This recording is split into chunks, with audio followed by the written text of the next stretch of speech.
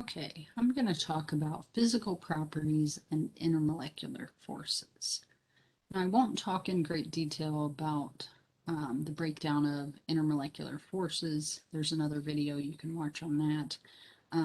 But I want to talk about how, physical properties are impacted by intermolecular forces and how you can use identifying what types of intermolecular forces you have and understanding the physical properties of different substances. Okay, so um, first let's talk about some properties that are related to temperature and pressure. Some physical properties that are related to temperature and pressure that are tied to intermolecular forces and their strength. Um, so first, melting point. So most people would know melting point is just the temperature at which a solid melts, right? And so you have the transition from a solid to a liquid occur at this temperature. Um, and depending on what substance you have, it's going to have a different melting point. And that's all tied to the structure of that substance and how the individual molecules of that substance interact. And the way they interact is by way of intermolecular forces. And the stronger those intermolecular forces are, the higher the melting point is going to be. And the weaker the forces are, the lower the melting point is going to be. And that's because when you melt something, you transition it from solid to liquid. So you have to think about what's the difference between those phases. In a solid, particles are kind of fixed in place. So they're kind of trapped interacting with their same neighbors at all times. And that's because those interactions are relatively strong. Okay. But as we add heat, so as we increase temperature, we give them more and more energy, and eventually they can break free of one another, at least enough to move around and find new neighbors, okay, to go into the liquid state. So if you have stronger forces, it's going to be harder to break those free. So you have to increase the temperature more. Okay, thus the higher melting point for stronger forces, and the for um, lower melting point for weaker forces. Okay, now it's going to be similar for boiling point. Now, boiling point is technically the temperature at which the vapor pressure equals the external pressure. You can simply think of it, if you want, as the temperature at which a liquid transitions to the gas phase, if you prefer. Um, and this has a similar trend to melting point, or a similar relationship. So the stronger the intermolecular forces are, the higher the boiling point of that substance is going to be, and the weaker the forces, the lower the boiling point. Because again, if you think about the phases involved, in a liquid, the particles are all really close together. They're constantly interacting with other particles. It may be, they're changing partners, but they're always interacting with neighbors. Whereas in the gas phase, they're rarely interacting with anything unless if they bump into them. So what has to happen to boil something or to evaporate something, or vaporize it, I could say, is you need to put enough energy in to break away from those forces. So if they're really strong, you have to put in more energy, thus a higher boiling point. If they're weak forces, you don't have to put in much energy, thus a lower boiling point. Okay, now let's talk about one more, which actually is related to boiling point, and that's vapor pressure. So vapor pressure is the pressure of a gas in dynamic equilibrium with the liquid. So that's essentially a measure of how much stuff has escaped the liquid and is now above it. Um, and so that has an opposite relationship to those above. So if you have stronger forces, you're going to have a lower vapor pressure. And that's because if you have stronger interactions between your liquid particles, it's going to be harder to break them free, meaning you're going to have less in the gas phase above that liquid. And so your vapor pressure is going to be lower. If you have weaker forces, it's going to be relatively easy to break those liquid particles free. Thus, you will build up a lot more above that liquid and have a higher vapor pressure.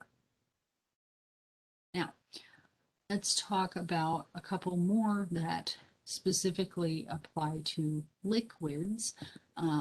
And first we'll start with viscosity. So viscosity is simply the resistance of a liquid to flow. Okay, and you can think of it, I guess, sometimes people would describe it as the thickness of a liquid. And so if you think about, you have water and you pour out water and it pours out really easily, it flows very easily, versus something like syrup or honey. Maybe we should say honey, because syrup sometimes, depending on the quality, it can be thin. Um, but if you have some honey, it takes a while to pour it, right? Or to squeeze it out of the honey jar. And so it's very thick, it's viscous. And that all has to do with the interactions of the particles that make up that substance. And so if you have a substance that has stronger intermolecular forces, it's going to have a higher viscosity because those interactions are so strong, it's not letting the particles flow past one another. But if there's weak forces, then those particles can flow past one another very easily. Because in order for a liquid to flow, it needs to constantly be breaking the interactions with its neighbors, okay, so that it can move on and interact with a new neighbor. Now, another property of liquids that's tied to intermolecular forces is surface tension. And surface tension, if you want the technical definition, is the tendency of a liquid to minimize their surface area. But you can think of it as simple as it is the tension on the surface. So think of, you have this liquid and at the surface, you need to apply some force to break through it, okay? Now, you may think of it as it shouldn't take that much, right? I mean, you know, can get in water and you just fall right through. Well, that's because compared to the interactions at the surface of water, our weight, our body to get in there, it is nothing. We have so much force that we're applying to it. It doesn't seem like there's a tension at the surface. But if you took some water and say took a small paper clip and carefully laid it on the surface, you can get it to float. And that's because it doesn't apply enough force to that surface to break through those interactions. So if you have a liquid that has strong intermolecular forces, then it's going to have a higher surface tension, okay? So it's going to be harder to break through that. You have to apply more force. Or those things actually will minimize their surface area, so it'll kind of ball up, or you have kind of that bubble at the top of the liquid. Let's see, if you have weaker forces, of course, it's going to be the opposite. You're going to have a lower surface tension. And so things are going to break through very easily because those interactions, or what's holding together all those particles at the surface, is very weak. Okay, a couple more specific to solids. You can talk about the hardness of a solid. And so that, when I say the hardness of a solid, I'm talking about the strength of a crystalline structure. So I have some crystalline structure. I mean, I guess you can talk about amorphous structures if you want, but we'll stick to crystalline solid. So a crystalline solid is just a solid where everything's lined up all perfectly in this perfect arrangement. And so when you have those structures, you should be able to apply a certain amount of force and eventually break it apart. And the amount of force you need to apply to it is going to differ based on the intermolecular forces of that particular solid. And so the stronger they are, the harder the structure is, or the harder it is to break it down. If it has weak forces, it's going to be very easy to break apart those interactions. And so it would be a soft structure. And then one other thing with solids that you can relate to intermolecular forces, you can actually do this even with liquids and stuff, but usually we focus on dissolving solids into things. So that's why I put it here.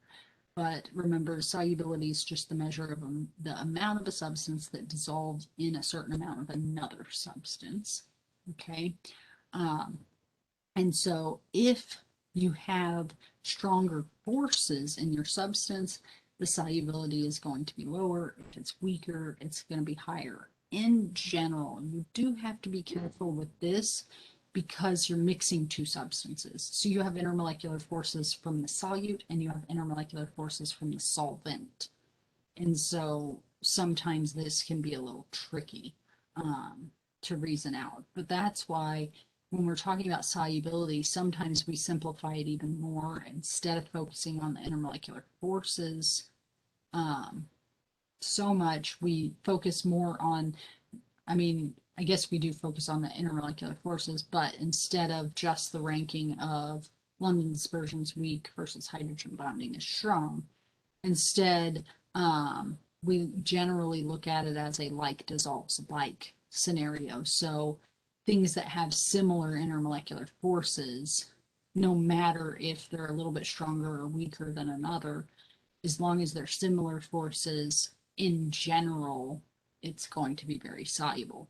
Meaning, if you have, say, nonpolar substances, nonpolar substances only experience dispersion forces. So they only have temporary dipoles. And what happens is things with temporary dipoles are going to want to interact with other things that only have temporary dipoles. Okay. And that's because they only have weak interactions. So very small temporary charges. And so it's always going to be favorable to interact with those like charges. Whereas if you have polar molecules, they experience dipole-dipole and dispersion. So those dipole-dipole kind of take over everything. And those permanent dipoles within those particles are going to want to interact with other permanent dipoles. So they don't want to be interacting with something that only has a temporary dipole, because one instant it has a favorable interaction, and in another instant now the charge it's trying to interact with is gone. So that's where that like dissolves like comes from. So nonpolar things like to mix with nonpolar, and polar likes to mix with polar, and ionic stuff, since that's charged, likes to interact with polar things because those things have a permanent charge on them as well. It's just partial instead of full.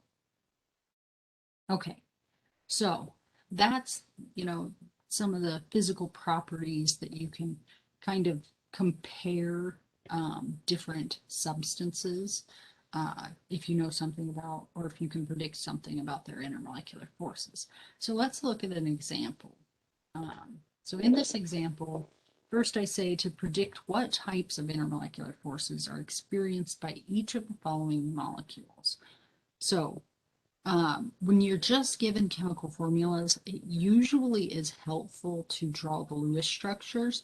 So if you were to draw the Lewis structures for SO2, what you would come up with, at least for a structure that follows the octet rule, you should come up with double bonded to one O, single bonded to another, and then a lone pair on that sulfur.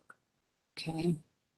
And then for BF3, you should come up with, you've got 3 fluorines single bonded to the boron, and you've got lone pairs all around each of those fluorines. And there's no lone pairs on the boron because boron's one of those that has an incomplete octet. It prefers to have less. It prefers to have 6 electrons. And then we have this CH3 CO2H.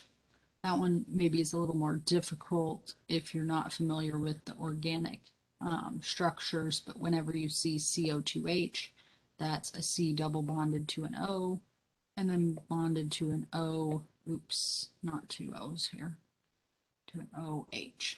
And this has got 2 lone pairs and 2 lone pairs on each oxygen. Okay, so now that we have the structures, it can help a little bit, because when you look at the structure of SO2, hopefully you should realize that that's polar. Okay, and since it's polar, that means it experiences dipole-dipole Okay. And also London dispersion, because remember, everything experiences London dispersion. Okay. And then the BF3, well, that has no lone pairs on the center, and everything is the same that's attached to it. So that's actually a nonpolar substance. And so that has London dispersion forces, and that's it. And then we have this last one, and that one, well, when you have just carbon and hydrogen, it would be nonpolar. But when you have organic molecules, if there's any oxygen or nitrogen, it's definitely polar. Okay. You can also get that by looking at the different central atoms, like this oxygen. It's got two lone pairs on it, so it definitely is going to be polar, at least that end of the molecule. Okay. And since we have a polar molecule, we definitely have dipole-dipole and London dispersion because everything has it. But you also need to consider when you have a polar molecule, can you have hydrogen bonding? Which I guess I didn't question that in the first one, but there's not even hydrogen in that molecule, so you absolutely couldn't have hydrogen bonding. But in this last one, you do have an OH bond. So that means, yes, you do have hydrogen bonding for that as well. Okay, so you should realize that for a given substance, that substance could experience multiple types of intermolecular forces or only one. Okay, so it just depends on what the substance is. Just remember, everything has dispersion forces always. But then a lot of times what we'll focus in on is what's the strongest force. So in SO2, it's got dipole-dipole and London dispersion. The dipole-dipole is the strongest, so sometimes we'll just focus on the fact that it has dipole-dipole. But that doesn't mean it doesn't have London dispersion.